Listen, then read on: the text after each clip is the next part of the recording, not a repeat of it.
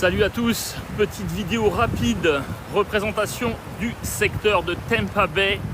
Si vous êtes français, belge, suisse, francophone et que vous m'écoutez sur un autre continent, eh bien prenez note de cette zone. Cela fait maintenant une décennie que sur les réseaux sociaux je m'évertue à la faire connaître. Vous êtes généralement dans l'optique de États-Unis, Floride égale Miami, alors qu'en réalité il n'en est rien. Miami est bien entendu une ville majeure, c'est le premier pôle économique de la Floride, mais Tampa Bay est le second pôle économique de la Floride. Sur le Tampa Bay initial du nord de Tampa jusqu'à Saint-Pétersbourg, vous avez environ 3,2 millions de personnes. Et si on compte le grand Tampa Bay jusqu'au sud, donc à Sarasota, on est sur 4,5 millions de personnes. C'est un pôle majeur. Et vous avez ici, comme vous pouvez le voir derrière moi, les plus belles plages du pays classées sur TripAdvisor, USA Today, avec notamment de ce côté là-bas Clearwater Beach, là-bas de l'autre côté Siesta Key et au milieu St. Pete Beach, toutes des plages qui ont été élues première plage des États-Unis successivement par les clients, visiteurs, touristes du monde entier, mais aussi par des journaux spécialisés.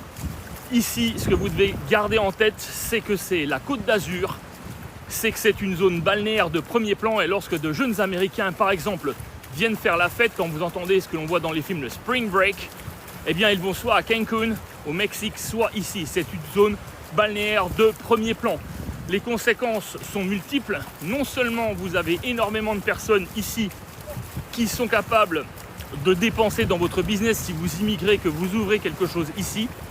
La deuxième possibilité, c'est que si vous investissez dans l'immobilier, que ça soit en locatif annuel, toutes ces personnes-là ont besoin de se loger, la demande est croissante et en réalité, nous n'arrêtons pas de développer et de construire des bâtiments ici pour loger les gens parce qu'il y a un afflux massif de personnes. Depuis quelques années, on va dire la période Covid, environ 1000 personnes par jour arrivent sur l'État de Floride, ce qui a fait augmenter la population. Il y a quelques années, on est passé 3e État et puis là, on est bientôt à 24 millions de personnes. Nous devrions être 26 millions à l'horizon 2030, c'est-à-dire à 4 ans. Si vous faites du saisonnier, comme vous pouvez le voir, là, on est mi-novembre, l'eau est encore excellente, même s'il a fait un peu frais ces 2 derniers jours. Là, on a encore des températures 25, 26, 27 l'après-midi. On voit systématiquement tous les ans débarquer tous les États du Nord, Illinois, Minnesota, etc. et j'en passe, ici pour venir en vacances. Donc si vous faites comme moi, par exemple, du Airbnb ou VRBO, c'est-à-dire des produits seasonal rental, vous avez une véritable activité autour de ça. Bref, retenez ce nom, regardez un petit peu la qualité de cette eau et la beauté de ces décors. Tampa Bay, numéro 1 en Floride.